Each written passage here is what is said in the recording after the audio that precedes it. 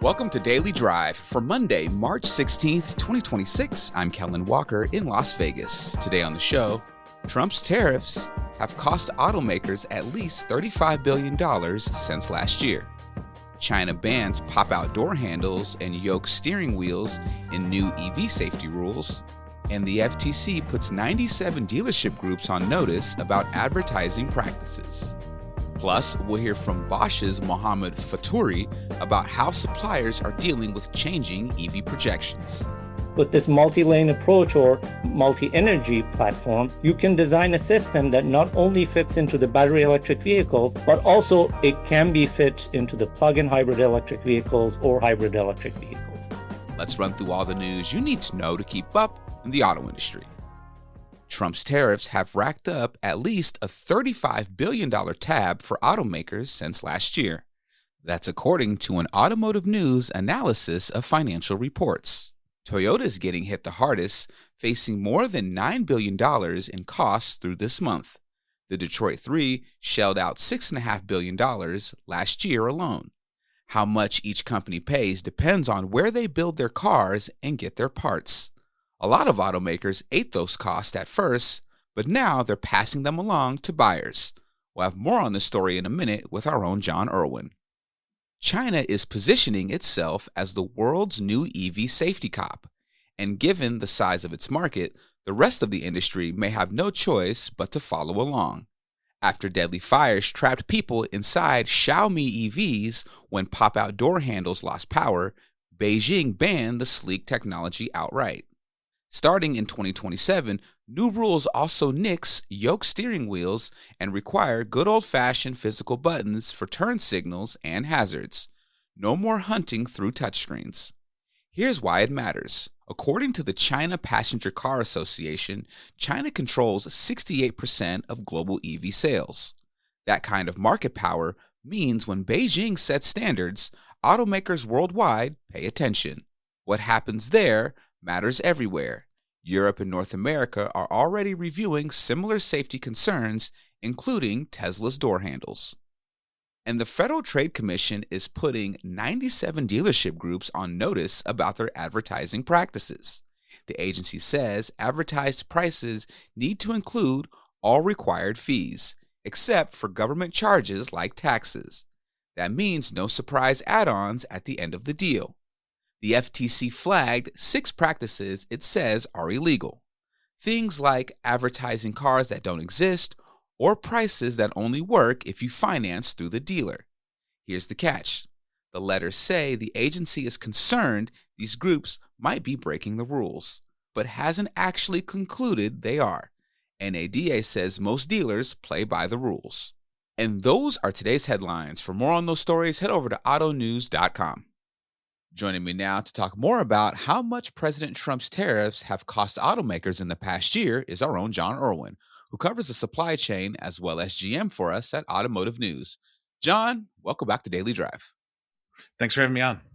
All right, John, $35 billion is a staggering number. Walk us through how you arrived at that figure and what surprised you most when you dug into these financial reports. Yeah, basically, as we're approaching the 1-year anniversary in April of the auto tariffs going into place, as well as the reciprocal tariffs that have since been struck down by the Supreme Court, we thought it'd be a good idea to look at, to dig through financial reports and take a look at how automakers have, been faring given all the tariff costs that have been piling up for them over the past year. Basically dug through every single automaker's financial reports over the past year, looking at basically trying to, tally up over the course of the past, 12 to 15 months, how much automakers have reported paying in tariffs. And that $35 billion number is actually probably a little bit higher than what we're saying with $35 billion, because when you dig through, some automakers have basically just reported 2025 figures and have yet to break out real numbers for this year because, the first quarter is still going on. Maybe they've had projections, but not real numbers yet. So we didn't include those. Other automakers whose financial calendars fall, into end in March of 2026. For instance, like Toyota They do have numbers kind of through last year and more specific projections just through March of this year. We ended up including those were basically just like through March, what have automakers paid? And that's how we ended up at this $35 billion figure. It varies very much by automaker, how big of a number this is. Some automakers we're talking like Toyota, for instance, $9 billion or so. Other automakers, smaller figures. A lot of that just depends on how much of their vehicle lineup they're importing, how large their sales figures are, how much of the key components that they import into the U.S. for vehicles that they build here are imported from outside of North America, et cetera. These numbers range pretty significantly. But I think I don't know if it's a surprise per se, but I think one thing that really was driven home for me when I was digging through these numbers was just that this is impacting everybody, regardless of, if you're based in North America or you have, pretty significant manufacturing presence in the US, you're still, because of the global nature of the supply chain, you're still importing a lot of your parts into the US. A lot of automakers are still building vehicles, obviously outside of the US, importing them in. They're trying to move things around where they can, but there's only so much they can do. So at the end of the day, they're paying these tariffs. And, for a lot of companies, it's well over $1 billion that they've paid so far. And you got to keep in mind too, that last year that's really just for a portion of the year. Most of these tariffs that they've been paying really only went into effect starting in April for vehicles and in May for parts. So we're looking at a full year now coming ahead for tariff impacts. And we'll see, obviously automakers have been trying to minimize the financial fallout as much as they can.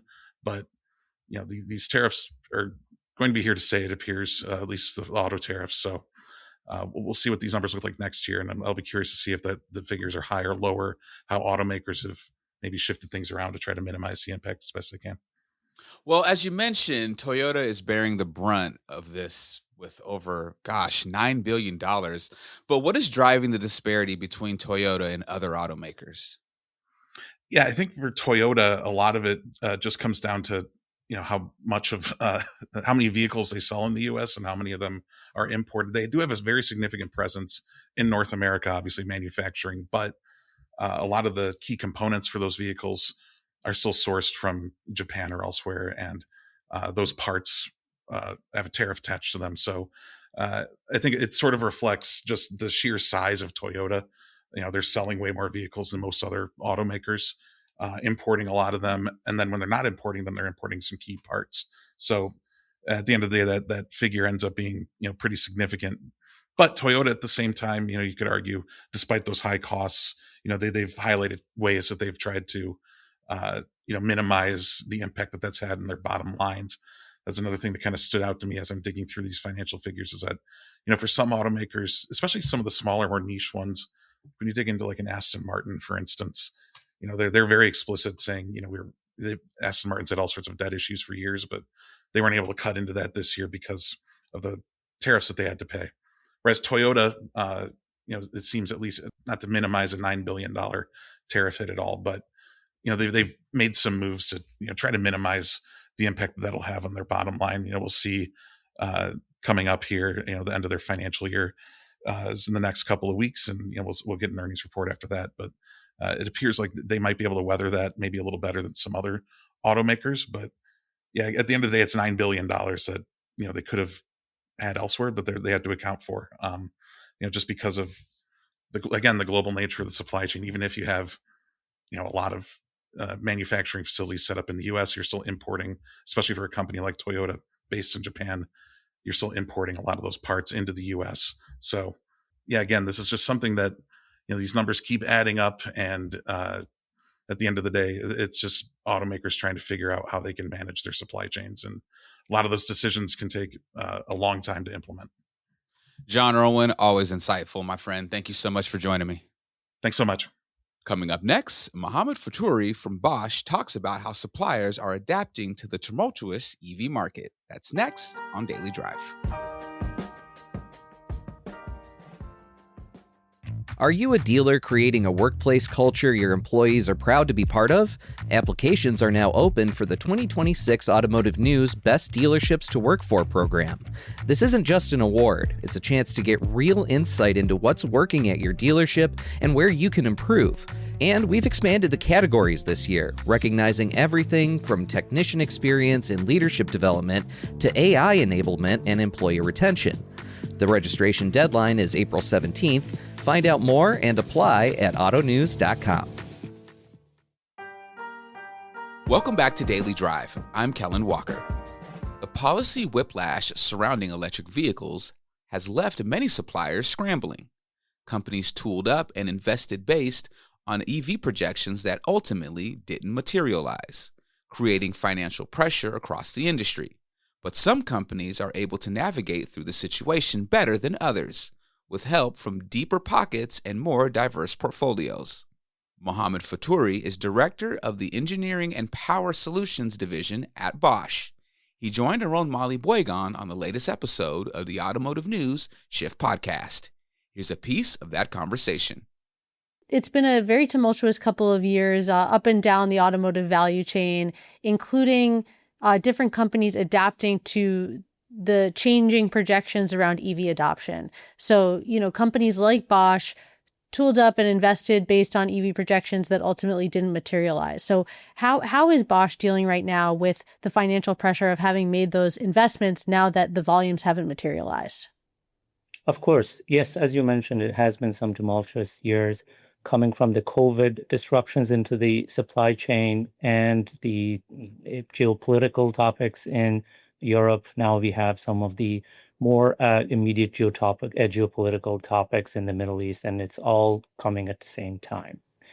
What is important for us at Bosch is that we always have the technology neutral multi-path approach when we are deploying, both in terms of the technology development as well as deployment of the investments for industrialization of those developed technologies. We work very closely with our OEM partners, as well as forecasting the technological trends of the future, and we reflect these forecasts in the decisions that we are making for product development, as well as the industrialization. As you mentioned, the take rate of the battery electric vehicles in the market were not as expected by the industry, but this was also a trend that we had in our scenario plannings. So we had other plans based on the approaches that we had to be able to shift our product portfolio as well as our investments commensurate to the needs that we have from the market. Can you talk a little bit more about that scenario planning? Is that typical for different technology trends you're identifying? It sounds like you had sort of like different potential scenarios that you were planning for. Can you just explain a little bit more how that works?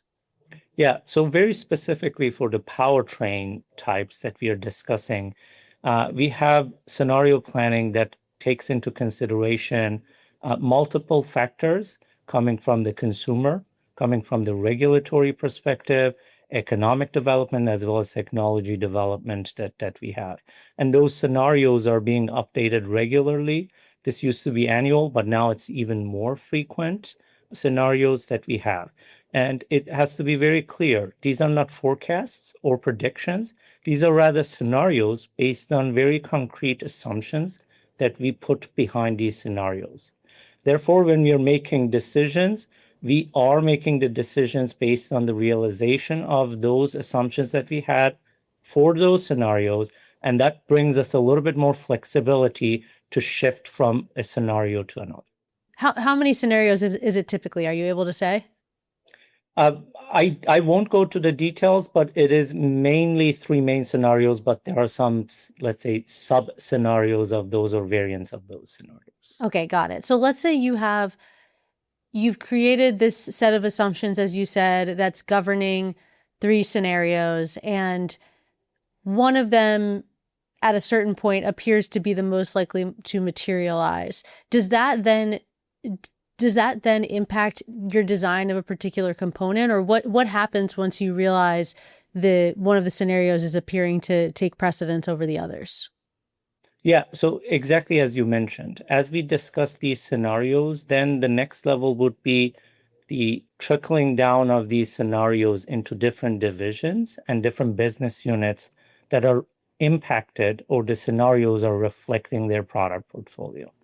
This goes into some of the development of the variants, or sometimes new platform developments that would be making the scenarios achievable. So this goes along the lines of both technology side, and then in parallel to that, we have our business scenarios that are going with the technology scenarios. At the end of the day, just having the technology is not important. You need to have a business case. You need to have an industrialization solution or plan for that scenario. And all in all, across the divisions with the different business units, we basically go through the process. I know this is sort of a technical question, but I wonder if you may be able to try to explain how you design a component when it's going to be powertrain agnostic or multi-energy platform. Where does the common layer begin and end as far as that goes? Very good question. And that's the reason that I'm here. I'm responsible for systems engineering. And in order to have a multi-energy platform, as you mentioned, you need to have a good understanding of the whole vehicle system. And vehicle system can extend beyond just the component or the subsystem that we are supplying to the vehicle. It can include the vehicle itself, or even beyond the vehicle when we're talking about connected vehicles and all of that. It also has the interface with the rest of the infrastructure, being the charging or the cloud infrastructure. Depending on the sub project, this system view is a little bit different. Let's be specific about powertrain. What we look, of course, you have the technology pillars from classical ICE towards the hybrids, plug-in hybrids, range extender EVs, and electric vehicles. Not all of the components of these vehicles are unique, but there are some systems that are, or historically has been designed bespoke to these powertrains. An example that I can mention is, for example, the thermal management is a big point for the battery electric vehicles. One of the pain points of battery electric vehicles historically, and I can say it as a BEV driver for the past 5+ years, is living in Michigan when you have a 12-degree winter day outside and you're commuting to work, the range suffers significantly. And this has been part of the technology development, of course, at Bosch, but also OEMs and the other supply partners of the OEMs. The question now here is that, are you designing a system that is bespoke, that only can satisfy and be retrofitted into the battery electric vehicle platforms? Or with this multi-lane approach or multi-energy platform, you can design a system that not only fits into the battery electric vehicles, but also it can be fit into the plug-in hybrid electric vehicles or hybrid electric vehicles. This would mean that you really need to go at the vehicle level and have from the onset a system design that is capable of this adjustments and retrofitted into the packaging envelopes, into the technical requirements, as well as the performance requirements that is significantly different between these platforms. Mohammad Fatouraie of Bosch spoke with our own Molly Boygan. You can hear the full conversation on the latest episode of the Automotive News Shift podcast, available now wherever you get your podcasts. That's Daily Drive for today. I'm Kellen Walker. Thanks to Automotive News executive producer Jake Neer, as well as our own John Irwin, Yang Jiang, and John Hutter for their reporting for today's podcast. You can get the latest news on suppliers, tariff costs, and everything happening in the auto industry at autonews.com. Come back tomorrow for a conversation with Ronald Kleiwick about how the Iran war is disrupting automotive supply chains. The longer the stakes, the higher the impact. So I think it's not so much the price only, it's also the dependency on the oil which is coming out of the Strait of Hormuz. I think that could potentially have a bigger impact. We'd love to hear from you. Let us know what you think of the show and the topics we covered today. Send us an email at dailydrive@autonews.com or leave us a voicemail at 313-444-2774. And if you enjoy the podcast, remember to like, leave a review, and subscribe so you never miss an episode.